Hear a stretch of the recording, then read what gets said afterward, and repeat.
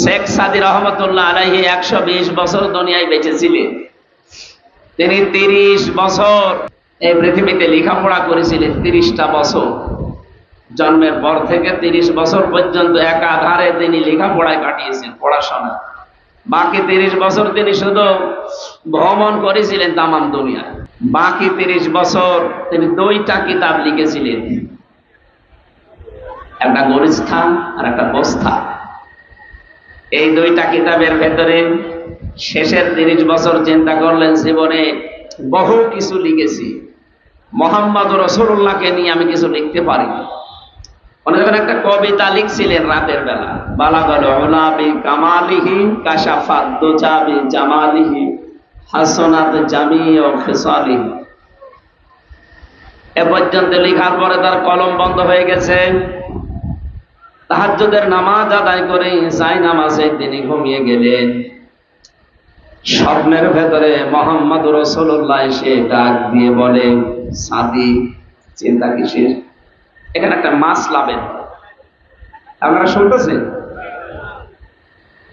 এই যে এত বড় একজন বুজুর্গ মানুষ শেখ সাদী রহমতুল্লাহ আলাইহি, নাম শোনেননি? উনি নবীজিকে তাহাজ্জুদের নামাজের বাই নামাজের পার্টিতে ঘুমন্ত অবস্থায় স্বপ্নে দেখেছিলেন। কি অবস্থায় বলেন?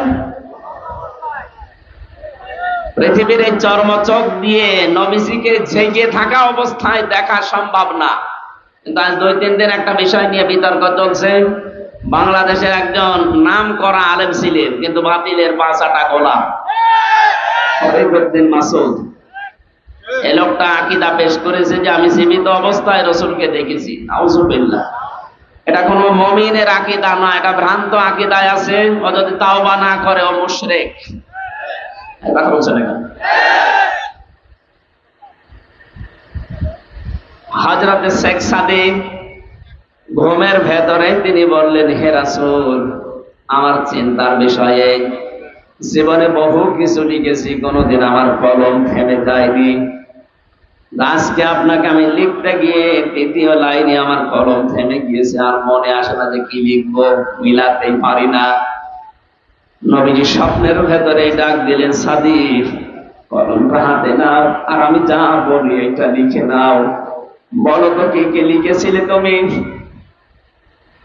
হযরতে শেখ সাদী ঘুমের ভেতরে নবীজিকে শোনালেন, বালাগাল উলা বি কামালিহি কাশাফাত দুজা বি জামালিহি হাসানাত জামিউ খিসালিহি। নবীজি বললেন, লেখো সাল্লু আলাইহি ওয়া আলিহি। বলে বলেন মারহাবা। এই লোকটার এই যে কবিতা, এটা দরুদ শরীফ না, এটা কবিতা, কিন্তু এটা এত বেশি প্রসিদ্ধি লাভ করেছে তামাম দুনিয়ায়। শুধু বাংলাদেশ না, পাকিস্তান, ভারতের বহু দেশে আল্লাহ আমাকে নিয়েছে। বড় বড় আলেম যারা ইসলামিক স্কলার, দেখি বক্তব্যের শুরুতে কয়েকটা লাইন আগে জনগণের সামনে বলে দেয়, যদিও এর ভেতর অনেক সুন্দর সুন্দর কথা আছে। এই লোকটার 120 বছরের জীবনের মাত্র এই একটা লাইন আল্লাহ পাক এত বেশি পছন্দ করেছিলেন নবীজির কারণে। কার কারণে বলেন? বলেন। এজন্য মানুষের জীবনের কখন কোন কাজটা কবুল হয়ে যায়, নবীজির জন্য দুনিয়ায় যে যা করেছে আল্লাহ, কাফের হলেও নষ্ট করেনি। এই যে আবু লাহাব একটা কাফের, ওর নামে আল্লাহ কোরআনে সূরা দিয়েছেন, আয়াত নাযিল করেছেন, কিন্তু তার এই কাজটাকে আল্লাহ নষ্ট করেননি। যে 2টা আঙ্গুল দিয়ে ওই ইশারা দিয়ে নবীর জন্মে খুশি হয়ে নিজের কাজের মহিলাকে আজাদ করে দিয়েছিল, কিয়ামত পর্যন্ত ওকে আল্লাহ শাস্তি দেবে কবরে, এইটা ফাইনাল। কিন্তু এই 2টা আঙ্গুল মুখের ভেতরে সোমবারের দিন যেদিন নবীজি এসেছিলেন, মুখের ভেতরে একটু যদি চোষা মারে একটু আনন্দ পায়। সুবহানাল্লাহ বলতে পারেন না? একটা কাফেরের এই কাজকেও আল্লাহ নষ্ট করেননি নবীর জন্য। কার জন্যে? আর একটা আবু তালেব, এই লোকটার কাজও আল্লাহ নষ্ট করেনি। এত খুশি হয়েছিল নবীর জন্মে, কিন্তু আদর্শের কথা যখনই বলতে গেছে না, তখন উনি আর মানতে চাননি। তাকে পাহারা দিয়েছিলেন, ছোটবেলা থেকে জীবন দিয়ে পাহারা দিয়েছিলেন। কাফেররা যখন তাকে চাপ দিয়েছিল, আজকেও বিশ্বের দিকে তাকান, ইসলামের সঠিক কথাগুলো যারা তুলে ধরতে চায় তাদেরকে অনেকে চাপ দেয়, হুমকি ধামকি দেয়, পারে না। তাদের পরিবারকে ব্ল্যাকমেইল করে, পারে না। তাদের যারা সমর্থন করে, সাপোর্ট দেয়, তাদের পেছনে যারা আছে তাদেরকে পর্যন্ত চাপ দেওয়া হয়। ওই সময় আবু তালিব যেহেতু নেতা, কুরাইশ নেতা, আশপাশের যারা আরো ছোটখাটো নেতা আছে তাদের সবচেয়ে বড় নেতা ছিল। এসে ডাক দিয়ে বলেছে, আবু তালিব, তোমাকে আমরা মান্য করে চলি, কিন্তু তোমার ভাতিজা নতুন অনেক ধর্মের আবিষ্কার করে যা আরম্ভ করেছে, থামতে বলো, নয়তো আমাদের হাতে তুলে দাও। আবু তালিব বাড়িতে গেলেন, নবীজিকে ডাক দিয়ে বললেন, মুহাম্মদ, ভাতিজা আমার, কাফেররা এসেছিল তোমাকে তাদের হাতে তুলে দিতে বলে, অপশন দিয়েছে কয়েকটা। যদি দুনিয়ার সবচেয়ে বেশি সুন্দরী মহিলা চাও, এই পুরো আরব জাহানে তোমাকে তারা বিয়ে দিয়ে দেবে। যদি সম্পদ দাও, তারা সম্পদের মালিক বানাবে। ক্ষমতা চাইলে তাদের যে চেয়ার আছে, ক্ষমতার চেয়ারও তোমাকে অর্ধেক দিয়ে দেবে। কিন্তু শুধু একটা কথা জানিয়েছে, তুমি যে নতুন ধর্ম প্রকাশ করো, প্রচার করো, এইটা বন্ধ করে দেওয়া লাগবে, আর নয়তো তাদের হাতে তোমাকে তুলে দেওয়া লাগবে। বিশ্বনবী ওই সময় চাচার কাছে দাঁড়িয়ে যে কথা বলেছিলেন, চাচা কাফের, কিন্তু তার মনে কথাটা এত বেশি আসর করেছিল, লেগেছিল। ডাক দিয়ে বলে, চাচা আমার, তারা আমাকে তাদের হাতে তুলে দিতে বলে। যারা যে সমস্ত জিনিস দেওয়ার ঘোষণা দিয়ে গেল, ওইগুলো তো দেওয়া সম্ভব। যেটা দেওয়া সম্ভব না, আকাশের চাঁদ যদি আমার বাম হাতে দেয়, সূর্য যদি আমার ডান হাতে এনে দেয়, এরপর আমি মুহাম্মদ ঘোষণা দিলাম যে ধর্ম আমি প্রচার করছি, আমার আল্লাহ আমাকে নির্দেশ দিয়েছে, 1 সেকেন্ডের জন্য সেটা প্রচার করা, বন্ধ করা আমার জন্য সম্ভব না। বলেন সুবহানাল্লাহ। এই সময় আবু তালিব, এই লোকটা, নবীজির এই কথা শোনার পরে এত বেশি আবেগ আপ্লুত হয়েছিলেন, বিশ্বনবীর মাথায় হাত দিয়ে বলে, ভাতিজা মুহাম্মদ, তুমি যা আদিষ্ট হও সব প্রচার করো, আমি তোমাকে কথা দিচ্ছি, কবরের মাটিতে শোয়ার আগে তোমার পেছন আমি ছাড়বো না। করে বলেন সুবহানাল্লাহ। তারা কিন্তু খুশি ছিল, দুইজনের জীবনীতেই পেয়েছি, তারা জন্মে খুব খুশি, মিলাদে। কিন্তু যখনই নবীজি তাদের সামনে আদর্শ প্রচার করলেন, আবু তালিবের সামনে যখন বলেছিলেন, আমি আবি তালিব লা ইলাহা ইল্লাল্লাহ হাজ্জুল লাকা ইনদাল্লাহি ইয়াওমাল কিয়ামাহ, রাহুল বুখারী, হে চাচা, আপনারে জোরে বলতে হবে না, শুধু আমার কানের কাছে মুখ নিয়ে আস্তে করে ঘোষণা দেন যে লা ইলাহা ইল্লাল্লাহ। রিসালাতের ঘোষণা তো লাগবে না, যেহেতু আমি নিজেই মুহাম্মদুর রাসূলুল্লাহ, ওটা আমি নিয়ে নিলাম। শুধুমাত্র আল্লাহর একাত্মবাদের বিষয়টা আমারে শোনান, কানের কাছে মুখ নিয়ে বলেন। পাশে যারা নেতা ছিল, আবু লাহাব, আবু সুফিয়ান, আবু জেহেল, এরা বলেছে, নেতা পড়বা, এতদিন পর্যন্ত বাপদাদার ধর্ম মেনে চললা, এখন যদি ভাবিসার এই নতুন ধর্ম গ্রহণ করো, মরণের পরে মানুষ তোমার নামে বদনাম বের করবে, তোমার কাপুরুষ বলবে, ভীরু বলবে, উল্টা পাল্টা কথা ছড়াবে। লোকটা আর পড়ে না। নবীজির মন খারাপ হয়ে গিয়েছিল, চিন্তা করলেন, কি হয়ে গেল, সারাটা জীবন আমাকে গলে পিঠে করে, কাকে করে, নিজের সন্তান আলীকে পাত্তা দিত না, আমি মুহাম্মদ রাসূলুল্লাহকে বুকে নিয়ে ঘুমাতো। আমার দাদা 8 বছর বয়সে ইন্তেকালের সময় এই চাচার হাতে আমার তুলে দিয়ে গেছে, এখনো পর্যন্ত আমি মুহাম্মদের চাচার আন্ডারে থাকি, অথচ আজকে আমার চাচা জাহান্নামী হয়ে যাচ্ছে। তিনি মন খারাপ করলেন। ফেরেশতা জিবরাইল সূরা কসসের 56 নম্বর আয়াতটা নিয়ে হাজির হয়ে গেলেন, হে নবী, ইন্নাকা লা তাহদি মান আহবাবতা ওয়ালাকিন্নাল্লাহা ইয়াহদি মান ইয়াশা। তাফসীরে ইবনে কাসিরের ভেতরে আছে নবীজি ডাক দিয়ে বলেছিলেন, চাচা বহু চেষ্টা করলাম আপনার পেছনে, আপনি এই কথা বললেন, আমার মনটা খারাপ হয়ে গেল। এই যে দেখছি জিবরাইল এসে গেছে, কি নিয়ে এসেছে বার্তা? ফেরেশতা জিবরাইল বলে, আপনি মন খারাপ করবেন না, কাঁদো কাঁদো অবস্থা আপনার দেখতে পাচ্ছি, কেন আপনার মন খারাপ হয়? হেদায়েত কি আপনার হাতে আল্লাহ দিয়েছেন বলেন? এটা তো আল্লাহ নিজের হাতে রেখেছেন। এটা যে আপনার চাচা, এটা আল্লাহ জানে। এ সারা জীবন আপনাকে কোলে নিয়ে, কাকে নিয়ে, পিঠে নিয়ে, বুকে নিয়ে মানুষ করেছে, খাওয়া দাওয়া দিয়েছে, আল্লাহ দেখেছে। কিন্তু লোকটার মন নেই। আপনি এত চেষ্টা করার পরেও লোকটার মন নেই।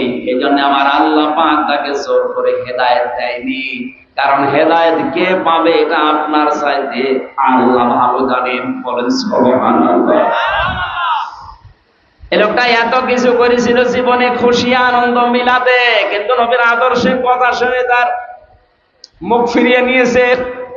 এখানে হাদিস হচ্ছে এটা, কিয়ামতের দিন নবীজি বলেন, আমার এই চাচা আবু তালিবের পায়ের নিচে জাহান্নামের জুতা আল্লাহ পরিয়ে দেবে। এই জুতার গরমের ঠেলায় তার মাথার মগজ পর্যন্ত টকবক করে পড়বে।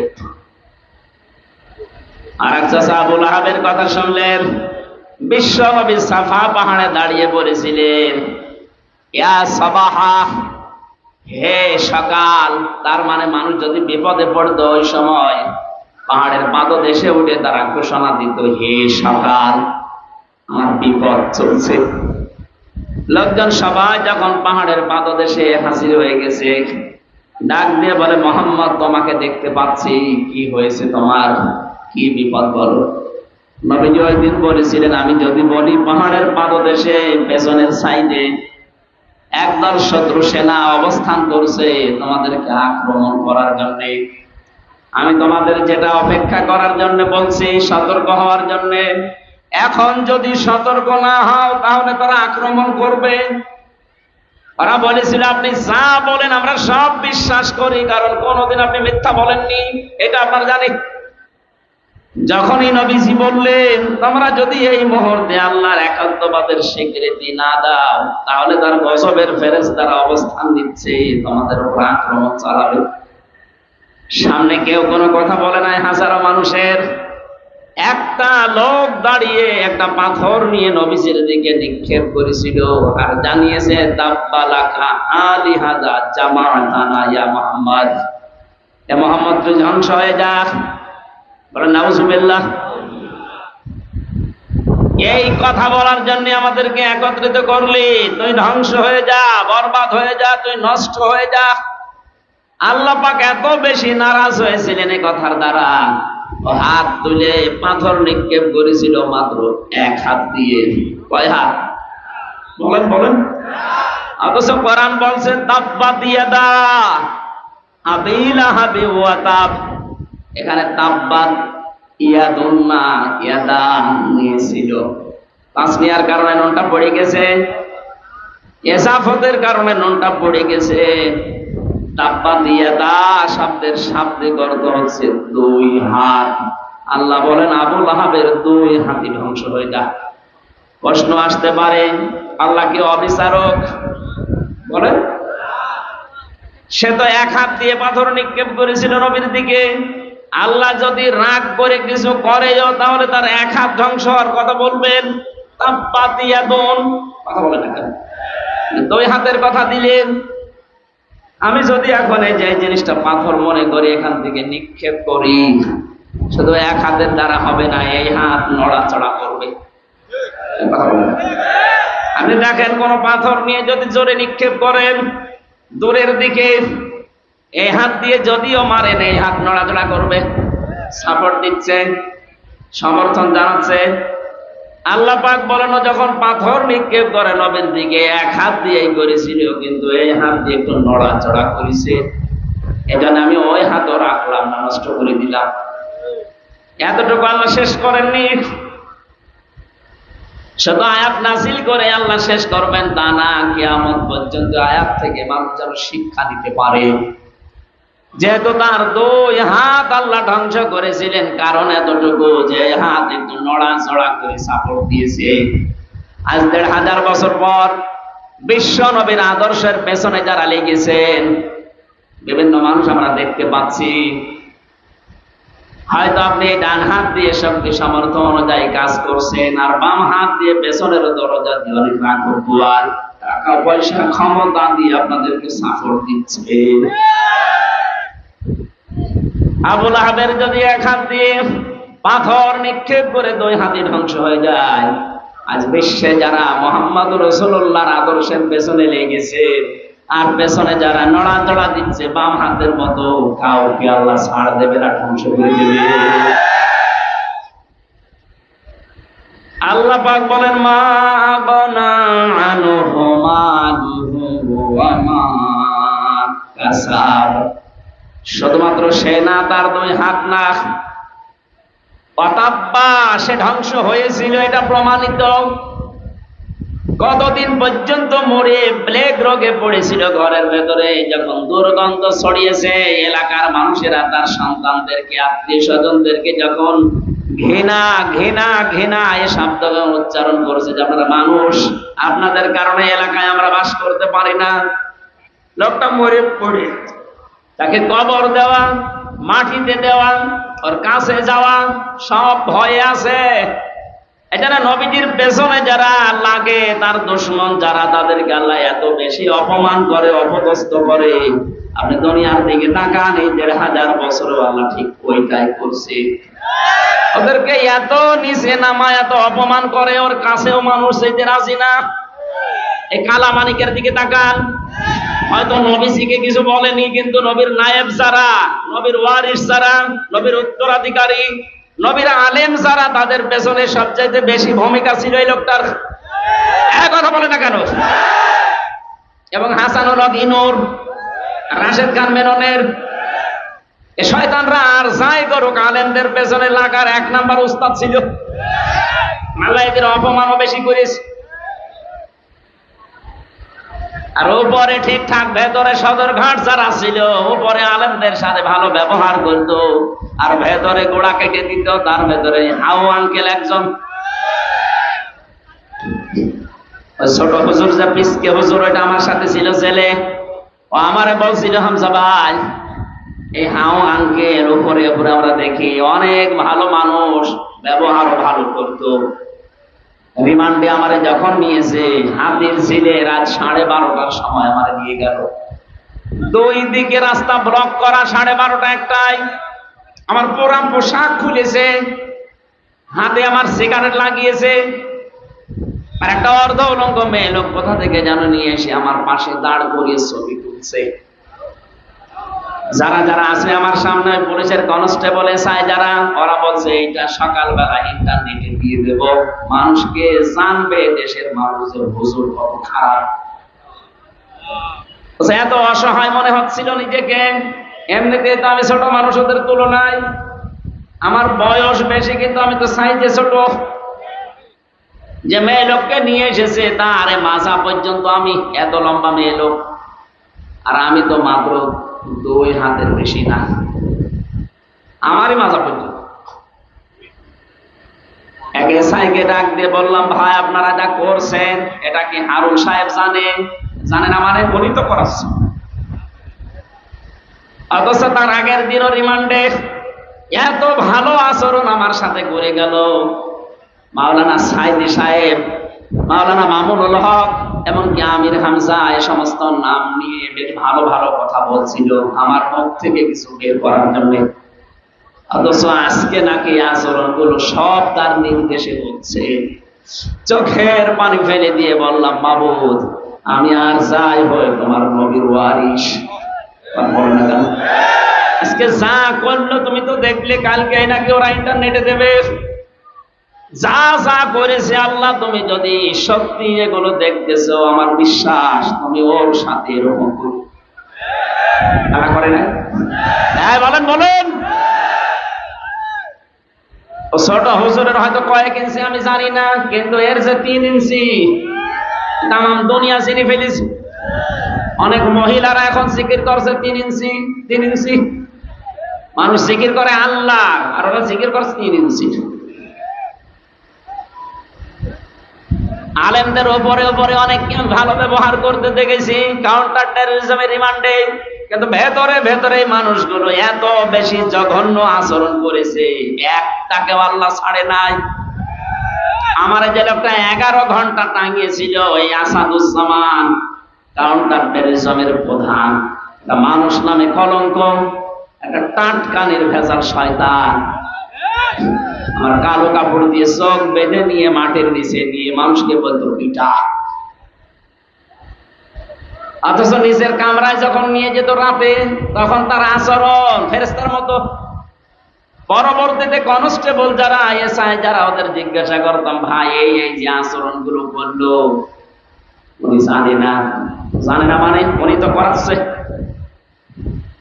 আমার মোবাইলটা 3 বছর পরে আদালত ফেরত দিয়েছে কয়েকদিন আগে, আমার মামলা সব খারিজ হয়ে গেছে, ওই দিন ফ্ল্যাশ মেরে সব নষ্ট করে দিয়েছি।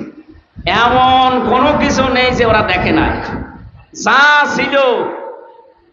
এমনকি সে বিয়ের সময় একটা ছবি তোলা ছিল ম্যাডামের, ওই ছবিটা পর্যন্ত আমার রিমান্ডে দেখিয়ে বলছে কে শাবনুরের ছবি না পূর্ণিমার ছবি আপনার এই মোবাইলে।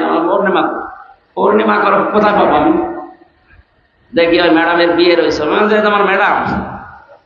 এবার আমার বলছে, হুজুর এত সুন্দর বউ পাই কি করে, দাঁড়ান আপনার বউ তুলে নিয়ে আসছে। বলেন ওর চরিত্র কি দেখেছেন? আমি আর চাই হয়, আমি নিজে আলেম দাবি করি না, কিন্তু মানুষ তো আমারে আলেম বলে। এক কথা বলে না কেন? দেশের শিক্ষা ব্যবস্থা অনুযায়ী অন্তত আমার সার্টিফিকেট আছে, আমি কামেল করেছি ফেকা নিয়ে, আমি অনার্স মাস্টার্স করেছি কোরআন নিয়ে। এই হিসাবে মানুষ আমাকে এই দেশের সার্টিফিকেট অনুযায়ী আলেম বলে। নবীর ওয়ারিস আমাকে ভাবে আপনি যা করলেন জেনে শুনে, অথচ মাঝে মাঝে এসে বলতে আপনার কোনো দোষ নেই, আমরা জানি দোষ নেই, আপনি এগুলো করেন কেন? সাধারণ যেভাবে আচরণ করেন মানুষের সাথে ওইরকম করেন, জেলে দিয়ে দেন, জেলে থাকা অত ঝামেলা না। কিন্তু আমরা রেখেছিল যে ফাঁসির কন্ডেম সেলের ভিতর 24 ঘন্টা তালা লাগিয়ে রাখে, এদিকে 2.5 হাত এদিকে 3.5 হাত, মনে হচ্ছে কবরে আছে। 2 দিন 5 দিন 7 দিন 3 বছর একটাকে আল্লাহ ছাড়ে নাই। দেখেন যেইগুলো এরকম উপরে ভালো ছিল ফিটফাট, ভেতরে সদরঘাট, প্রত্যেককে আল্লাহ অপমান করেছে। অন্তর্বর্তীকালীন সরকার আসার পরে দেখি ওদেরকে সব ওএসডি করেছে। শুধু ওএসডি না, ওদের এখন যা অবস্থা। সেদিন আমার মামলার রায় হওয়ার দিন আমি আদালতে দাঁড়িয়ে কল দিয়েছিলাম, মামলা রায় হয়েছে। এতদিন ওরে আমি স্যার বলতাম, এখন দেখো উল্টো করে আমার স্যার বলছে। স্যার আপনি কল দিয়েছেন, আলহামদুলিল্লাহ, আপনি জীবনে যেন আর আমার নামে কিছু বললেন না। বললেন না মানে? ধরা পড়ার পরে আমার বাবার কাছ থেকে 10 লাখ টাকা নিয়েছিস, বললে যে হুজুরের নামে আমরা আর মামলা দেব না, টাকা দিন। আমার বাবা একেবারে হন্তদন্ত হয়ে তাড়াতাড়ি করে 8 লাখ পাঠিয়েছে। বললি যে মামলা দেব না, নাই তো 50টা মামলা দেব। কথা ঠিক রাখেন, টাকাও নিল আর একটা মামলাও দিল, আবার রিমান্ডেও নিল। এদের যে চরিত্র, এরা যা করেছিল উপরে উপরে আর ভেতরে যা করেছে, জঙ্গি নাটক সাজিয়ে মনিরুল আমার নামে এই মামলা দিয়ে এমন এমন কাজ করেছিল, মনে করেছিল এর দ্বারা বাংলাদেশ জামাতে ইসলামী এবং ছাত্র শিবিরকে এদেশের এবং বাইরের দেশের মানুষের কাছে একে কালার করে দেব। আল্লাহ পুরা উল্টিয়ে দিয়েছে। জামাত আর শিবিরে দেশে এখন যে জঙ্গি না, এটাতে মানুষের সঙ্গী, এটা প্রমাণ হয়ে গেছে। ডক্টর শফিকুল ইসলাম মাসুদ মাদ্দাজিল্লুহুল আলী বড় ভাই ঘোষণা দিয়েছে, দেশে যদি ইসলাম উপরে উঠতে পারে, ক্ষমতায় যেতে পারে, জঙ্গি মুক্ত রাষ্ট্র আমরা উপহার দেব। ওদের এখন গাত্রদাহ শুরু হয়ে গেছে, এই আবার কোন কোন মন্ত্র পড়ছে। তোমরা যেটা দিয়ে উল্টা পাল্টা রিপোর্ট তৈরি করে বাইরের দেশকে দেখিয়ে যে না এদেশ কোরআনের হাতে দেওয়া যাবে না, এদেশে জঙ্গি আছে, ওরাটা নাটক বানিয়ে মঞ্চস্থ করতে সব এখন উল্টিয়ে গেছে। বাইরের যত দেশ এখন সবাই প্রমাণ পাচ্ছে না এদেশে যারা ইসলামপন্থী এই মানুষগুলো জঙ্গি না, এদেরকে জঙ্গির ট্যাগ লাগানো হয়। ট্যাগ লাগায় কারা? যারা আসল জঙ্গি। হ্যাঁ কথা বলেন। জঙ্গির নামে যে লোকটার ফাঁসি দিয়েছেন নাটক করে আব্দুর রহমান শায়েক, এই লোকটা আপনাদেরই আত্মীয়, আমি নাম নিলাম না, কথা বলছে না কেন? এই জন্য আমার কথা ছিল, আপনার যে মাল সম্পদ, আপনার যে রায়, আপনার যে সমর্থন, হয়তো ডাইরেক্ট অনেকে নবীর বিরুদ্ধে, নবীর ওয়ারিসদের বিরুদ্ধে কিছু করে না, পেছনের লাইন দিয়ে অনেকে সাপোর্ট দেয়, তাদেরকেও আল্লাহ ছাড়ে নাই। কারণ এই আয়াত আল্লাহ ১৫০০ বছর আগে দিয়েছে, কিয়ামত পর্যন্ত ছাড়বেও না। সায়াসলা নারং যাতা লাহাব, অতি শীঘ্রই আমি তাকে লেলিহান আগুনে প্রবেশ করাবো। অমরাত, তার স্ত্রীকেও, কারণ তার স্ত্রীও নবীর বিরুদ্ধে ছিল।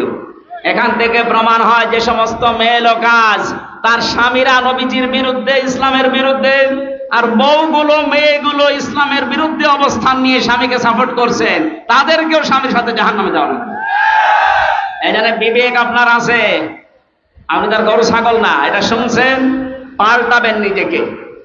আমরা আসল কথায় আসি, আমরা শুধু নবীর মিলাদে জন্মে আমরা খুশি না, আমরা নবীর আদর্শে খুশি।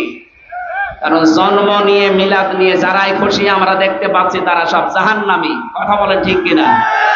আর দুইজন চাচার কথা জানি, একজন হামজা আর একজন আব্বাস। এই দুইজন আপন চাচা, কিন্তু তারা শুধু জন্মের সময় খুশি ছিল না, তারা খুশি ছিল, আনন্দ করেছে নবীর আদর্শ পেয়ে। এই কথা বলেন না কেন? তারা এত বেশি খুশি হয়েছিল নবীর আদর্শে। হামজা এই লোকটা তীর ধনুক চালানোর উস্তাদ ছিল, পশু পাখি শিকার করতে বের হতো।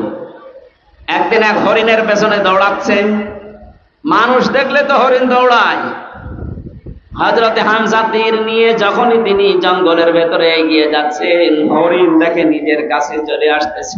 কি গো আশ্চর্য, হরিণ তো দৌড়াবে আর আমার কাছে আসে।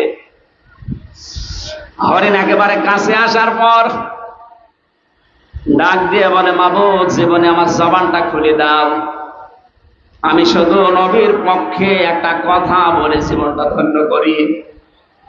আমি আগেই বলেছিলাম, নবীজির জন্য পৃথিবীতে যে যা করেছে একটাও আল্লাহ নষ্ট করেনি, একটাকেও আল্লাহ পাক না দিয়ে পারেননি। হরিণ যখনই বলেছে আমি নবীর পক্ষে একটু কথা বলতে চাই, আল্লাহ তার জবান খুলে দিয়েছেন। মানুষের মতো এসে বলে, হামজা, তুমি আমাকে শিকার করার জন্য পেছনে দৌড়াচ্ছিলে, অথচ আমি নিজে শিকার হওয়ার জন্য তোমার হাতে ধরা দিচ্ছি, কারণ আছে। আমি একটা কথা বলতে চাই, আমাকে শিকার করে, জবাই করে, রান্না করে খেয়ে ফেলো, কোনো অসুবিধা নেই। আমার দুইটা বাচ্চা পর্যন্ত কাঁদছে, তাদেরকেও দরকার হয় সাথে নিয়ে আসি। কিন্তু তোমার এতিম ভাতিজা ভাই নেই, তার একটা সন্তান আব্দুল্লাহর ছেলে মোহাম্মদ, এদেশের নেতা যাকে তোমরা মনে করো আবু জেহেল, রক্তাক্ত করে কাবার পাশে ফেলে রেখে দিয়েছে।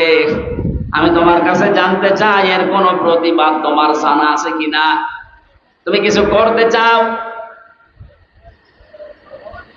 মনের দুঃখ নিয়ে, ভারাক্রান্ত মন নিয়ে এই হরিণকে, হরিণের বাচ্চা দুটোকে ছেড়ে দিয়ে বাড়িতে আসলেন। স্ত্রী কাঁদতেছে, ডাক দিয়ে বলে, বউ আমার কাঁদো কেন? বলে, কাঁদি, আমার তো ছেলে মেয়ে নেই। আমি কাঁদি এই কারণে, তোমার ভাইয়ের ছেলে মোহাম্মদ এতিম মানুষ, তারে আজকে আবু জেহেল মারধর করে কাবার পাশে রক্তাক্ত করে ফেলে রেখেছে। কিছু করবা কিনা? যদি কিছু না করো, আমি তোমার জন্য রান্না বাড়া সব বন্ধ করে দিলাম। নবীজির চাচি হযরতে হামজার স্ত্রীর এই কথাটাকে আল্লাহ ফেলে দেয়নি। সিরাত ইবনে হিশামের ভেতরে আল্লাহ পাক তাকেও চিরন্তন করে দিয়েছেন। বলেন সুবহানাল্লাহ। দৌড় দিয়ে ওই ধনুক নিয়ে চলে গেলেন। আবু জেহেল কয়েকজন সাঙ্গ পাঙ্গ নিয়ে মিটিং করছিল যে আজকে মোহাম্মদকে জনমের পিটানো পিটিয়েছি। তীর ধনুক নিয়ে বললে, কেন তুমি আমার ভাতিজাকে মারলে? এই বলেই বললেন আঘাত। ফিনকি দিয়ে আবু জেহেলের মাথা থেকে রক্ত বের হওয়া আরম্ভ হয়ে গেছে। ডাক দিয়ে বললেন, দেখো, আমার ভাই বেঁচে নেই, কিন্তু আমি হামজা এখনো পর্যন্ত জীবিত আছি। আমি তার ধর্ম মানি না, তার যে নিজের নতুন ধর্মের দিন, এটা আমি মানি না, বিশ্বাসও করি না। কিন্তু আমি বেঁচে থাকা অবস্থা আমার ভাতিজার দিকে যেন কোনোদিন ধরে না তাকাতে দেখি।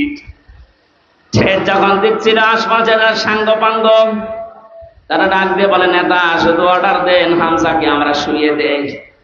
আবু জাহেল বলেছে, দেখো ও যখন কথা বলছিল আমার মনে হচ্ছে ওর দুই পাশে দুইটা বাঘ দাঁড়িয়ে আছে। সিরাত ইবনে হিশামে লেখা আছে এই দুইটা বাঘের আকৃতি তাকে আল্লাহ দেখিয়েছিলেন শুধু নবীর পক্ষে হযরত হামজা থাকার কারণে।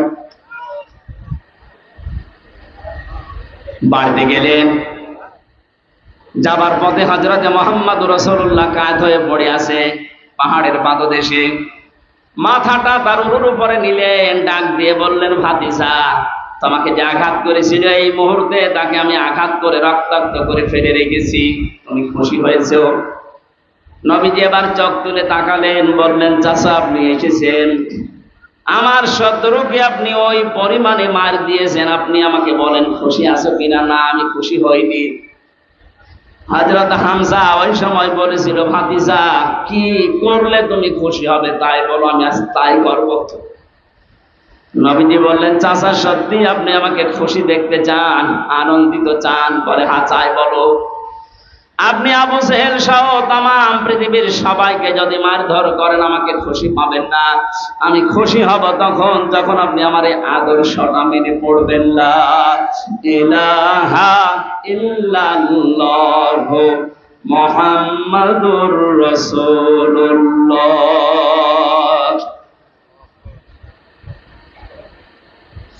হযরত হামজা ওই দিন বলেছিল, তোমাকে আজকে খুশি করার জন্য এহানো কাজ নেই আমি করব না, এই মুহূর্তে তোমার সাথে আমি ঘোষণা দিয়ে দিলাম। তিনি নবীর আদর্শে, নবীর জীবন চরিত্র পেয়ে খুশি হয়ে নিজের জীবনটা পর্যন্ত দিয়ে ৭০ টুকরা হয়েছিলেন উহুদের ময়দানে। তারপর নবীর আদর্শ ছাড়েন নাই।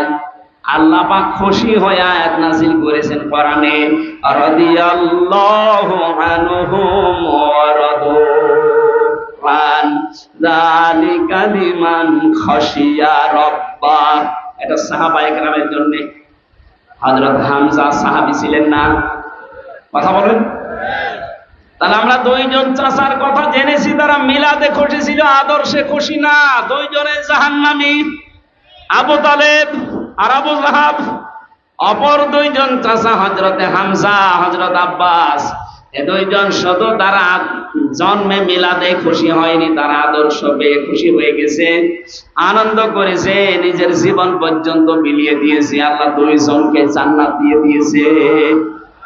আজকে রবিউল আউয়াল মাসে আমরাও সিদ্ধান্ত নিতে চাই, বিশ্ব নবী মুহাম্মদুর রাসূলুল্লাহর শুধু মিলাদ পড়ে খেজুরি জিলাপিকে আমরা শেষ করব না। তার 40 থেকে 63 এই 23 বছরের জীবনী পুরাটা আমাদের জীবনে বাস্তবায়ন করে আমরা আনন্দ করব। হ্যাঁ, রাজি আছেন আপনারা? আল্লাহ মাহফিল সাকসেস করুন, বলেন আমিন। আজকে তেলাওয়াত করেছে সূরা কাসাস 85 নম্বর একটা আয়াত। এটা বিশ্বনবী মুহাম্মদ রাসূলুল্লাহর সাথে রিলেটেড, এই জন্য এটা পড়লাম। কাসাস মানে ঘটনা সমূহ। কাসাস মানে কি?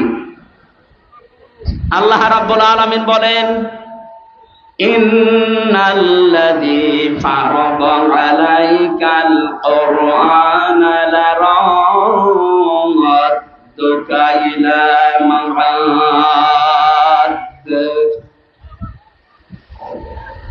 নবীজিকে আল্লাহ জানাচ্ছেন, হে নবী, অবশ্যই আল্লাহ পাক আপনার উপরে কোরআনের আইন মানা ফরজ করে দিয়েছেন। এখান থেকে মাসলা বের হয়, এটা কিছু তো নবীজির জন্য। কোরআনের যে আইনগুলো আছে 500 আইন আছে। কয়টা? বলেন বলেন। এই 500 আইন মানা নবীজির জন্য শুধু ফরজ। এদের ব্যাখ্যা করতে গিয়ে সূরা যুখরুফের 42 নম্বর আয়াতে আল্লাহ জানিয়েছেন, وَإِنَّهُ لَذِكْرٌ لَكَ وَلِقَوْمِكَ وَسَوْفَ تُسْأَلُونَ। হে নবী, আপনাকে আর আপনার উম্মত বলে দাবি করবে, তাদেরকে আমি কিন্তু কিয়ামতের দিনে এই প্রশ্নটা প্রথম করব যে আমার কোরআনের আইন মানা হয়েছে কিনা। তাহলে কোরআনের আইন মানা এটা ফরজ, নামাজের মতো, সিয়ামের মতো। কথা বলেন না কেন? যেটা ফরজ কাজ, ফারাজুন শব্দ আল্লাহ নিজে দিলেন কোরআনে। ইন্নাল্লাযী ফারাদা, আল্লাহ কিন্তু কাঁটা বাঁধেননি যে লিখে দিলাম, না, ফারাজ আমি ফরজ করে দিলাম। আলাইকাল কোরআনা, আপনার প্রতি আমার কোরআনের যে নিয়ম নীতিগুলো নাযিল হয়, এটা ব্যক্তি, পরিবার, সমাজ আর রাষ্ট্রে মানা এটা ফরজ। এটা কি? ৯৬ ভাগ মুসলমান আমরা এই দেশে বাস করি। কোরআনে কারিমের প্রচার করো, এই যে শব্দটা আল্লাহ পাক বলেন কোরআন প্রচার করো। ওয়াযাক্কির ফাইন্নায যিকরা তানফাউল মুমিনিন। হে নবী, আপনি কোরআনের আলোচনা করেন, কোরআন প্রচার করেন, এটা মুমিন যারা তাদের উপকার হবে। এই বিধানটা কার? আরো জোরে বলেন। অথচ 15.5 বছর এ কোরআন প্রচার করো এ আদেশ মানতে গিয়ে এ মোস্তফা সাহেবের মতো মানুষেরা বহু মানুষের সাথে বার্গেনিং করা লেগেছে। আমি তো রংপুরে জেল থেকে বের হওয়ার পরে কয়েকটা অনুষ্ঠানে এসেছিলাম। ওই আগস্টের 5 তারিখে ইনি একজন মেয়র রানিং তখন, তারপরও যারা দায়িত্বে ছিল ওই সময়, ওই সমস্ত মানুষের সাথে বার্গেনিং করা লেগেছে ৯৬ ভাগ মুসলমানের দেশে। কেন আমি কোরআন প্রচারের এই অনুষ্ঠানে বাধা দেবেন বলেন? ওরা জবাব দিতে পারেনি। এই যে সাক্ষী বসে আছে, জিজ্ঞাসা করেন, পুলিশ কমিশনের কাছে পর্যন্ত ওনার বার্গেনিং করা লিখেছে। অথচ কোরআন প্রচার করা এই নির্দেশ আল্লাহর, এই আইন কার? বলেন বলেন। এই আইনটা মানা তো তার জন্য ফরজ ছিল। কিন্তু নিজের চেয়ার ঠিক রাখতে গিয়ে, জালেমের তোষামত করতে গিয়ে, জালেমের স্বপ্ন পূরণ করতে গিয়ে তারা কোরআনে পর্যন্ত বাধা দিয়েছে। আল্লাহ পুরাটা উল্টিয়ে দিয়েছে আজ। সুতরাং কোরআনের আইন মানা ফরজ। আমার মনে হয় উনি যেহেতু কোরআন হাদিস পড়ে, কোরআন প্রচার হবে, প্রসার হবে, মানুষ জানবে, শুনবে, মানবে, এটা নফল না, এটা ফরজ। আজকের এই আয়োজনে হাজার হাজার টাকা খরচ এমনি খেলা করার জন্য না। লক্ষ মানুষের ভেতরে একটা মানুষও যদি মন মানসিকতা পরিবর্তন হয়ে আল্লাহর বিধানের দিকে ঘুরে আসে, যত মানুষ এই অনুষ্ঠানে টাকা দিয়েছেন প্রত্যেকের টাকা ওসমানের মতো কবুল হয়ে যাবে। নবীজিকে আল্লাহ জানিয়েছেন আমার কোরআনের আইন মানা ফরজ। যত আইন আছে সব, না কয়েকটা? বলেন বলেন। তাহলে কোরআন প্রচার করা, প্রসার করা, কায়েম করা, এর জন্য অর্থ খরচ করা, সময় দেওয়া। আজকে গুরুত্বপূর্ণ সময়গুলো, টাকাগুলো সব আমরা খরচ করছি এইটাই কারণ আমাদের নির্দেশ যে আপনি প্রচার করেন, প্রসার করেন, কায়েম করেন। কারণ 3টা জায়গায় যদি কেউ অর্থ খরচ করে, ওই টাকার হিসাব আল্লাহ কিয়ামতে নেবেন না। 1 নম্বরে কোরআন প্রচারে যদি কারো টাকা পয়সা খরচ হয়, আজকের কোরআন এই প্রচারের অনুষ্ঠানে যদি আপনার 10টা টাকাও খরচ হয়, কিয়ামতে ওই 10 টাকার হিসাব দেওয়া লাগবে না। বলেন মারহাবা। 2 নম্বরে, এই পৃথিবীতে কোনো মানুষ যদি জিহাদের ময়দানে কাজ করে, তার পেছনে যদি আপনি খরচ করেন, যেতে পারেন না, তাকে সাহায্য করেন, ওই টাকার হিসাব দেওয়া লাগবে না। 3 নম্বরে, যদি আপনার পরিবারস্থ লোকদের জন্য, বিশেষ করে যাদের সাথে রক্তের সম্পর্কগুলো আছে, এদের পেছনে যদি আপনার টাকা খরচ হয়, ওই টাকার হিসাব দেওয়া লাগবে না। এখানে মাসলা আসে, আজ অনেকে কৃপণ এত বেশি পরিবারস্থ লোকদের জন্য খরচ করতে চান না। না, এটা উচিত না। আপনার টাকার যখন হিসাব দেওয়া লাগবে না, তখন পরিবারস্থ লোকদের বিনোদন দেওয়ার জন্য বিশাল টেলিভিশন কিনে দেবেন। শরীয়তের ভেতর থেকে যতটুকু বিনোদন দেওয়া যায় অতটুকুর জন্য যদি আপনি তার জন্য টাকা খরচ করেন, এই যে মনে করেন ওয়াইফাই লাইন নিয়েছেন, ইন্টারনেট, প্রতি মাসে 1000 টাকা বিল দেওয়া লাগে। আপনি যদি দেখেন আপনার ছেলে মেয়ে, আপনার বউ এই ইন্টারনেট ফ্রি থাকার কারণে মাসে প্রতিদিন এখান থেকে কোরআনের নির্দেশগুলো নামায়, নবীদের হাদিসগুলো ওখান থেকে নামিয়ে পড়ে, এরকম পরিবেশ যদি আপনি তৈরি করে ইন্টারনেটটা নেন, ওয়াইফাই লাইন নেন, যত টাকা এর পেছনে খরচ করবেন, এই টাকার হিসাব দিন প্রচারে কায়েম হয়ে যাবে, হিসাব দেওয়া লাগবে না।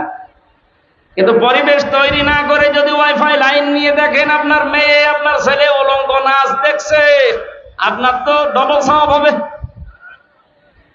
এজন্য পরিবেশটা তৈরি করা লাগবে। আমি যে কথা বোঝাতে চাচ্ছিলাম, কোরআনের আইন মানা যেহেতু ফরজ, আমাদের এখন থেকে জীবনের টার্গেট থাকা লাগবে, আমি যাই করি না কেন কোরআন এদেশে কায়েম হবে, এদেশে কোরআনের আইন চলবে, এটা আমার জীবনের প্রথম কাজ আমি বানিয়ে নেব।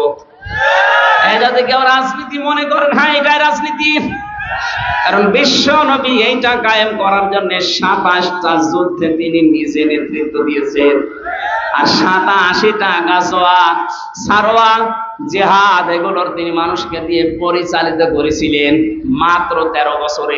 কয় বছরে বলেন বলেন? মক্কায় যে 53 বছরে এক থেকে ছিলেন, তখন তো কিছু করতে পারেননি, বুঝেছেন?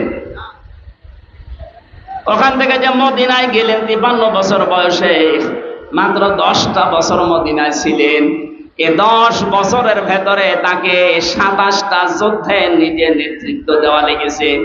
তাহলে বলেন তো বাস্তবতা কোথায়? নবীজি কোরআনের বিধান চালু করার জন্য এগুলো করেছিলেন না ব্যক্তিগত স্বার্থে? কোরআনের জন্য যদি উনি নিজে জিহাদের ময়দানে সেনাপতির দায়িত্ব পালন করে, তা একটা দুইটা না 27টা, ওইরকম যদি পরিস্থিতি আমাদের আসে যে তরবারি হাতে নেওয়া লাগবে, বোমা হাতে নেওয়া লাগবে, মানুষকে মেরে ফেলা লাগবে, এই সিচুয়েশন আসলে কোরআন কায়েমের জন্য ওইটাও জায়েজ আছে। আর ওইটা যদি কেউ রাজনীতি মনে করেন, জিহাদ মনে করেন, হ্যাঁ ওইটাই আমার জিহাদ, কারণ আমার জীবনের আসল টার্গেট ইন্নাল্লাযী ফারাদা আলাইকাল কুরআন লারাদ্দুকা ইলা মাআদ। আমি চাই আল্লাহর এই জমিনে অন্য কারো বিধান চলবে না, আমি চাই আল্লাহর বিধান দিয়ে জমিন চলবে। আলা লাহুল খালক ওয়াল আমরু, বানিয়েছেন যিনি, আইনও চলবে তার। কথা বলেন ঠিক কিনা?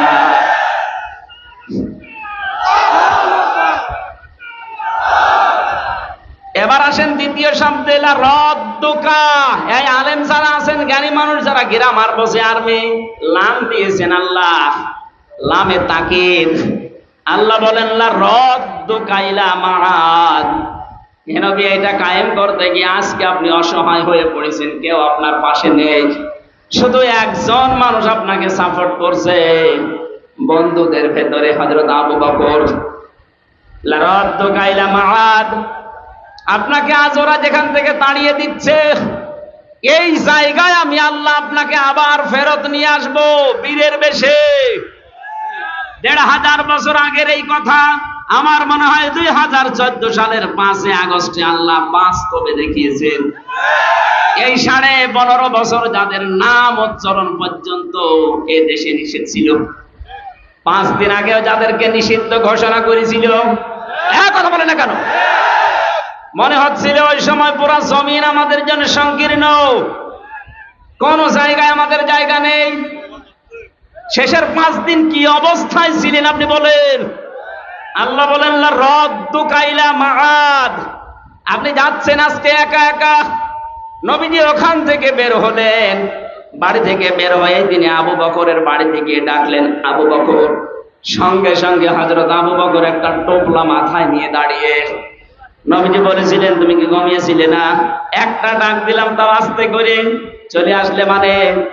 হযরতে আবু বকর বলেছিলেন, হে রাসূল, 6 মাস আগে আপনি শুধু ইঙ্গিত দিয়েছিলেন যে হিজরত করা লাগতে পারে, তোমাকে সাথে নিতে পারি, আমাকে নেবেন, আপনি বলেননি নিতে পারি। এ পর্যন্ত শোনার পরে আজ 6 মাস আমি প্রস্তুতি নিয়ে আছি, টোপলা টোপলে যা আছে বেঁধে আমি দরজার সাথে এটা লাগিয়ে হেলান দিয়ে ঘুমিয়ে পড়ি, না জানি কখন এসে আপনি আমার আবু বকর বলে ডাকতেন। নবীর কথা শোনার জন্য তারা 6 মাস দরজার সাথে পেট লাগিয়ে ঘুমায়। আর বিশ্ব নবীর আদর্শ আজ ভুলণ্ঠিত হয় দেশে। বিশ্ব নবীর আদর্শকে বিদায় করার জন্য 15.5 বছর বহু চেষ্টা চালিয়েছে। কথা বলেন না কেন? নবীর শিক্ষাকে মাইনাস করেছে। কি সুন্দর একটা হেরা গুহা, এই যে গারে সোর, আবু বকরের এই যে কাহিনীটা আমাদের 3-4 পড়াতো, কি নাস্তিকরা আসলে 15.5 বছরে ওইটা মাইনাস করে দিয়েছে। তারা নবীর একটা কথা মানার জন্য 6 মাস ঘুমায় না, হেলান দিয়ে ঘুমায়। আরে 15.5 বছরের ভেতরে ওরা আল্লাহর নবীর জীবনী পর্যন্ত শিক্ষা ব্যবস্থা থেকে বাদ দিয়ে দিল। প্রতিবাদ করার মতো কায়দা ছিল না। কথা বলে না কেন? যা করেছেন পুরাপুরি উল্টি আমরা আগের অবস্থায় ফিরে দিতে চাই। এই অবস্থায় থাকলে আগামী 10 বছরে দেশে নাস্তিক দিয়ে ভরে যাবে। ওরা যে সিস্টেম চালু করে গেছে, এজন্য আমার মনে হয় বাংলাদেশে ইসলামপন্থী মানুষ এখন যারা আছে সবচাইতে বেশি ঘৃণা করে এই নওফেলকে। এটা একটা টাটকা নির্ভেজাল শয়তান ছিল। নবীর আদর্শকে বাদ দিয়ে কি শ্রীকৃষ্ণ শ্রীরাম এদের জীবনে ঢুকিয়েছে। আপনি ঢোকান, শ্রীকৃষ্ণ শ্রীরাম নিষেধ করছে না। হিন্দু যারা আছে দেশে 4 ভাগ, তাদের শিক্ষা যেটা আছে তাদের ভেতরে দেন। আমরা 96 ভাগ মুসলমান, আমরা আদর্শ পড়তে চাই মুহাম্মদুর রাসূলুল্লাহ। কারো বাবার আদর্শ আমরা পড়তে চাই না। মানুষের জীবনী পড়ে আমাদের জীবন পরিবর্তন হবে না, হবে একজনের জীবনীতে, তার নাম মুহাম্মদুর রাসূলুল্লাহ। এর আগে যে মহিলা ছিল প্রজাপতি মহিলা, নাম দিয়েছিল প্রজাপতি মন্ত্রী। পররাষ্ট্রমন্ত্রীর দায়িত্বে যখন ছিল শুধু ঘুরে বেড়াতো, কোনো কাজ নেই। আজকে শুনলাম আরো 5 দিন রিমান্ডে। ডিম দেওয়া দরকার এই সমস্ত মানুষকে। মানুষ নামে কলঙ্ক, আমাদের একেবারে মাথা ভেঙে দিয়েছে, জাতির শিক্ষা ব্যবস্থা পুরো ধ্বংস করে দিয়েছে। আহ্বান জানাবো ধর্ম মন্ত্রণালয়ের যিনি দায়িত্বে আছেন উপদেষ্টা হিসাবে ডক্টর আফাম খালিদ স্যার, খুব তাড়াতাড়ি আমাদের আগের অবস্থাগুলো, আমাদের নবীর জীবনীকে আবার সন্নিবেশিত করা হোক। আমাদের জীবন অবশ্যই এই রবিউল আউয়াল মাসের দাবি, এটা আমাদের জীবন পাল্টাবে। কারণ নবীজির জীবনী দেখে দেখে যদি সাহাবায়ে কেরাম নিজের ধর্ম ছেড়ে দিতে পারে, নবীর আদর্শ পড়লে আমাদের জীবন পাতা পাল্টাবে না? বলেন, আমরা আশা করছি পাল্টাবে। বিশ্বনবী তাকে নিয়ে চলে গেলেন গারে সৌর, যেটা বলা হয়। আমি নিজে উঠেছি, 3.5 ঘন্টা লেগেছে আমার। কত যুবক মানুষের, তাও তো ওই সময় আমার বয়স ছিল 30। 3.5 ঘন্টা ওই জায়গায় উঠে দেখলাম আল্লাহর নবী যেখানে বসেছিলেন, ঘুমিয়েছিলেন একটু আবু বকরের উপরে মাথা দিয়ে। ওরা যেখানে আক্রমণ করার জন্য ওই জায়গা পর্যন্ত গিয়েছিল, প্রত্যেকটা জায়গায় নবীজিকে আল্লাহ নিজে দায়িত্ব নিয়ে বাঁচিয়েছেন। সাপে কামড় দিয়েছিল আবু বকরকে, নবীজির থুথু মোবারকের কারণে আল্লাহ ব্যথা নিরাময় করে দিয়েছেন। মাকড়সা এবং কবুতর এসে জাল বনিয়ে ডিম পাড়া অবস্থায় নবীজির জীবনকে রক্ষা করেছে। মাকড়সার জালের নিচ দিয়ে যখন এই শত্রুদেরকে দেখা যাচ্ছিল, বিশ্বনবী ওই দিন নিজের সাথী আবু বকরকে বলেছিলেন, লা তাহজান ইন্নাল্লাহা মা'ানা। হে আমার সাথী, পাহাড়ের সাথে ভয় পাবেন না, আমরা 2 জন না, ওরা যদিও অনেক মানুষের পা আমরা দেখতে পাচ্ছি, আমরা 2 জন না, আমাদের সাথে মহান আল্লাহ আছেন। বিপদের এই কঠিন মুহূর্তে নবীজির এই কথাকে শোনার পরে আল্লাহ এত বেশি খুশি হয়েছিলেন, তাদেরকে ধোঁকা দিয়ে বোকা বানিয়ে ওখান থেকে আল্লাহ সব ফেরত পাঠিয়েছেন। কষ্ট করে করে নবীজি ওখান থেকে মদিনায় যাচ্ছিলেন, কিন্তু পা ছেঁচাড় দিতে দিতে যায় দেখে হযরত আবু বকর। তিনি ডাক দিয়ে বললেন, আবু বকর, পায়ে কি ব্যথা? সাপে কামড় দিয়েছিল, এই জন্য কি পায়ে ব্যথা পেয়েছো? পায়ে আমার ছাঁচড় দাও কেন? হযরত আবু বকর বলে, ইয়া রাসূলুল্লাহ, সাপে কাটার যন্ত্রণা তো ওই সময় শেষ হয়ে গেছে, কিন্তু আপনি যখন সামনে দিয়ে হেঁটে যাচ্ছিলেন, পেছনে আমি যখন হেঁটে হেঁটে যাই, দেখলাম আপনার পায়ের ছাপ মাটিতে, বালি মাটিতে পড়তে পড়তে যাচ্ছে পাহাড়ি এলাকায়। আমি আবুল হাবকে চিনি, অত আবুল হাকাম মানুষের পায়ের চিহ্ন পর্যন্ত দেখে বলে দিতে পারে এটা কার ছেলে, কখন হেঁটে গেছে। যদি কিছুক্ষণ পরে সকালবেলা এই রাস্তা দিয়ে যেতে যেতে দেখে যে আমরা হেঁটে গেছি, আমাদের ধরে ফেলবে। এই জন্য পা ছাঁচড় দেয় যেন আপনার পায়ের দাগগুলো মুছতে মুছতে যায়। গেলেন মদিনাতে, 10টা বছর অবস্থান করলেন। আজকে তিনি আর সাধারণ মানুষ নেই, যাওয়ার সময় নিয়ে গিয়েছেন কয়জন? আরো জোরে। বলেন বলেন। এবার আসার সময় আসতেছেন 10,000 সাহাবী নিয়ে, প্রত্যেকের হাতে তরবারি। আমার তো মনে হচ্ছে 5 তারিখে, এর আগে যে 5 দিন আগে মাত্র 1 তারিখে নিষিদ্ধ ঘোষণা করেছিল, 5 তারিখে 5 দিনে এই দেশে 100 জনের 58 জন মানুষ ইসলামপন্থী হয়ে গেছে। কয়েকদিন আগের জরিপ বলছি, এদেশে 100 জনের 58 জন মানুষ এখন চাচ্ছে যে দেশটা ইসলাম দিয়ে চলুক। আপনি চাইতে দেন এভাবে কয়েকদিন, দেখবেন এদেশে 100 জনের 100 জন মানুষই বলবে যে আমরা ইসলাম দিয়ে দেশ চালাতে চাই।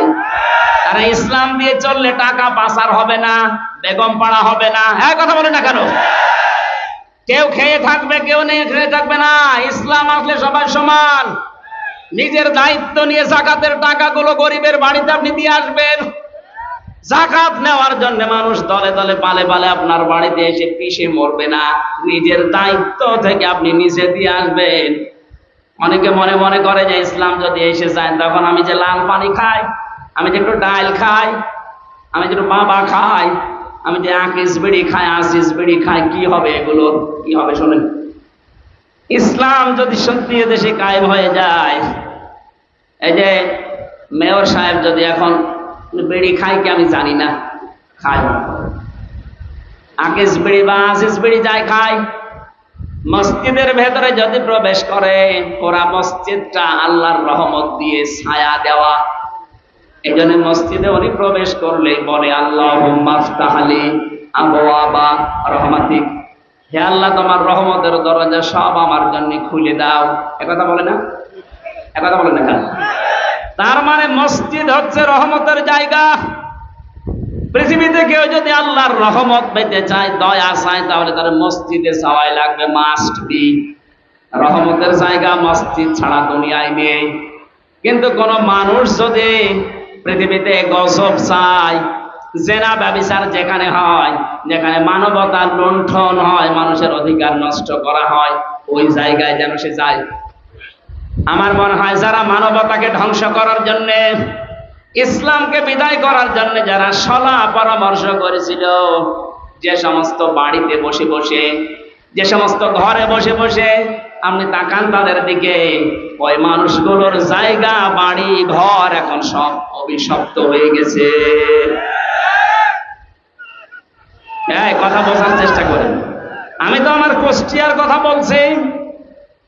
আলেমদের বিরুদ্ধে সবচেয়ে বেশি জঘন্যতম শত্রু হিসাবে কাজ করেছিল যারা, আমি নাম নিয়ে বলছি, এই হানিফ আর ইনু। 5 তারিখের বিকাল আসতে দেরি, ওদের বাড়ির ইট পর্যন্ত মানুষ খুলে নিয়ে চলে গেছে। কারণ কি? ওটা গজবের জায়গা।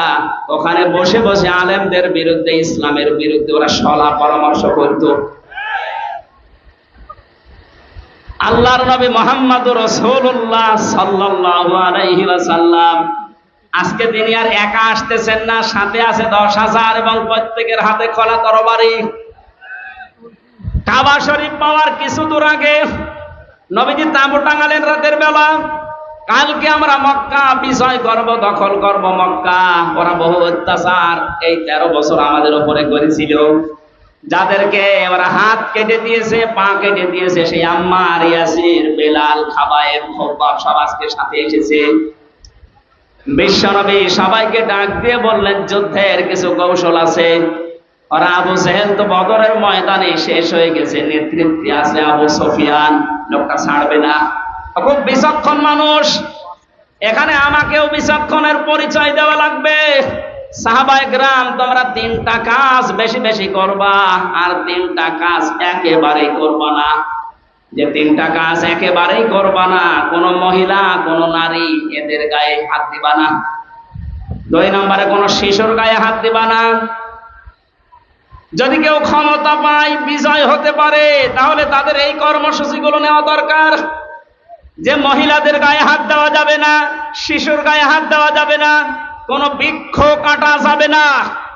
অথচ 15 বছরের ভেতরে তাকান পুরা উল্টা। ক্ষমতা পেয়ে কত নারীকে বিনা কারণে জামাত ইসলাম করে, ছাত্রী সংস্থা করে, ইসলামের বৈঠক করে, এই নাম দিয়ে গ্রেফতার করে জেলখানায় পাঠিয়েছে। আবার আমি নবীর উম্মত, আমি হজ করে এসেছি, এই ঘোষণা দিলাম, আমরা লজ্জা করে না? নবীজি বললেন শিশুর গায়ে হাত দেবে না। বাস্তবে দেখলাম এ দেশের শিশুর অপরাধের জন্য বাবার অপরাধে শিশুকে ধরে ধরে তারা জেলখানায় দিয়েছে। এই যে হুজুরটার নাম বললো, শিশু হুজুর না, ওর বয়স আছে কিন্তু শিশু হুজুর তো। ওর পোস্টারে পর্যন্ত মানুষ লিখে দিত শিশু বক্তা। শিশুকেও আপনি ছাড় দিলেন না। এই আপনার ক্ষমতা পাওয়ার কারসাজি। নবীজি বললেন আমার বিজয়ের দ্বিতীয় শর্ত, করবা না, শিশুর গায়ে হাত দিবা না, বৃক্ষ কাটবা না। আজ তাকান, এই 15.5 বছরের রাস্তার পাশে কত পুরাতন পুরাতন গাছ ছিল, সব সাবাড় করে ফেলেছে। নবীজি বলেছিলেন 3টা কাজ বেশি বেশি করবা। 1 নম্বরে তোমরা পায়খানা বানাবা কম, আর রান্না করার চুলা বানাবা বেশি। আর আমার শত্রু আবু সুফিয়ানের বাড়িতে কেউ যদি অবস্থান নেয় তাকে কিছু বলবো না। আবু সুফিয়ান এই রাতে এশার নামাজের পরে 8টা-10টার দিকে তার গোয়েন্দা বিভাগের যারা গুপ্তচর আছে 4 জনকে পাঠিয়ে দিলেন, যাও, শুনেছি আব্দুল্লাহর এতিম ছেলে মোহাম্মদ আজকে আসতেছে মক্কা বিজয় করার জন্য। তাবু টাঙিয়েছে মক্কার অদূরে, দেখো তো কয়জন মানুষ সাথে নিয়েছে। আল্লাহর নবী জানিয়েছিলেন চোলা রান্না করার চোলা বানাবা বেশি বেশি করে। 1 জন মানুষ চোলা বানাও 10টা করে, তাহলে 10,000 মানুষ চোলা হবে কত বলেন? ওরা এশার নামাজের পরে এসে শুধু চোলা গুনতেছে, যে রান্না তো হচ্ছে, তাবুর ভেতরে যাই থাক।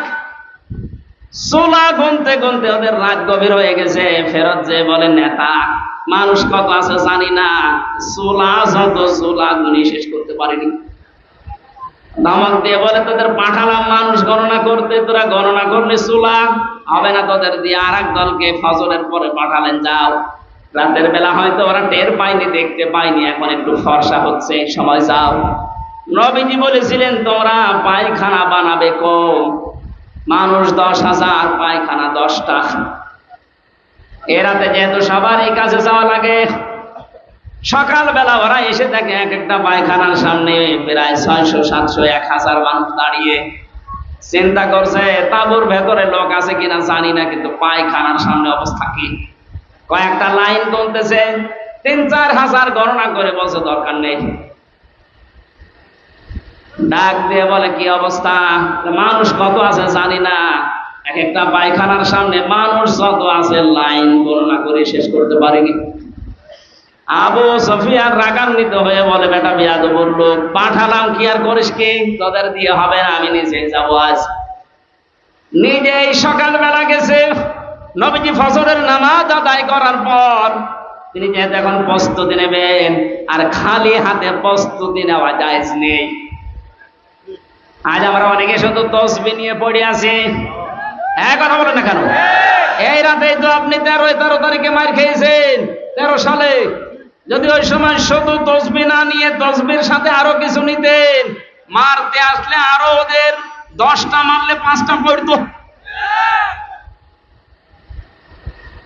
নিজে পাহাড়ের পাদদেশে দাঁড়িয়ে দৃশ্য দেখে নবীজি 10,000 সাহাবীকে দরবারে দিয়ে দাঁড় করিয়ে রেখেছে।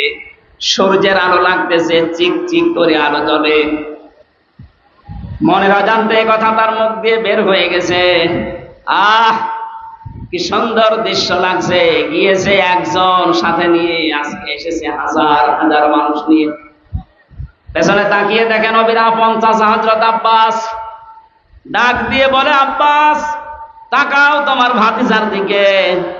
আজকের এই দৃশ্য দেখে মনে হচ্ছে তোমার ভাতিজা বিশাল বাদশা হয়ে গেছে। হযরত আব্বাস বলছে আবু সুফিয়ান তোমার চোখ তোমাকে ধোঁকা দিচ্ছে, ভালো করে চোখ মোচন করে আবার খুলে দেখো, এর নাম বাদশাহী না, এর নাম নবুয়ত। এর নাম যদি বাদশাহী হতো তাহলে আজকে তোমার আবু সুফিয়ানের কল্লাটা মাথার উপরে থাকতো না, এই ঘাট থেকে আলাদা হয়ে যেত। তরবারি দেখতে পাচ্ছ ঠিক, কিন্তু এর নাম বাদশাহী না, এর নাম নবুয়ত। আমার মনে হয় 1500 বছর পর 5 তারিখের মে মাসে আগস্ট মাসের পরে যা দৃশ্য আমরা অন্যান্য দলের পক্ষ থেকে পেয়েছিলাম, যে যেখানে পারে অনেকে লুটপাট আরম্ভ করেছিল, চাঁদাবাজি আরম্ভ করেছিল। একটা মানুষকে দেখলাম, তিনি সবচেয়ে বেশি নির্যাতিত হয়েছিলেন এই 15.5 বছরে। তারও তো ক্ষমতা ছিল, তারও লক্ষ লক্ষ মানুষ ছিল দেশে। তিনি ঘোষণা দিলেন, না, আজকের এই দিনে আমি কাউকে কিছু বলবো না, সবাইকে সাধারণ ক্ষমা ঘোষণা করে দিলাম। আমি শুধু বলার জন্য বলছি তা না, বাস্তবের সাথে মিলে যাচ্ছে তাই বলছি।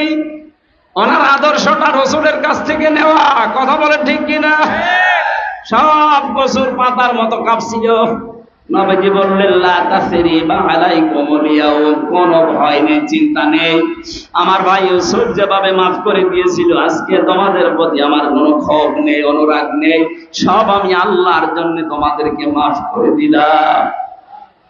আজকে এই দৃশ্যটা আরম্ভ হয়ে যায় আগস্টের 5 তারিখ থেকে। এজন্য 1 মাস আর 16 দিনে এদেশের 35 জন মানুষ চাইতো ইসলাম কায়েম হোক। গত বর্ষ দিনের রিপোর্ট, এদেশে এখন 100 জনের 58 জন মানুষ চাচ্ছে ইসলাম এদেশে চলে আসুক। শুধুমাত্র এই উদারতার কারণে। আল্লাহ জানিয়েছিলেন, নবী আপনাকে আমি দিচ্ছি ঠিক, আবু বকরকে সাথে নিয়ে যান, ফেরত আসবেন, আমি গ্যারান্টি দিলাম, একা একা না, আপনি বিজয় বেশে ফেরত আসবেন। আল্লাহ পাক নবীর রিসালাতের রবিউল আউয়াল মাসে তার চরিত্র থেকে যে কথাগুলো আমরা শুনেছি, বাস্তবে যেহেতু মিলে যাচ্ছে অনেকের জীবনের সাথে, বাকিটা তিনি কোরআন দিয়ে পুরা আরব জাহান চালিয়েছেন, ওইটা আমরা পুরা বাংলাদেশকে দেখতে চাই। বলেন আমিন।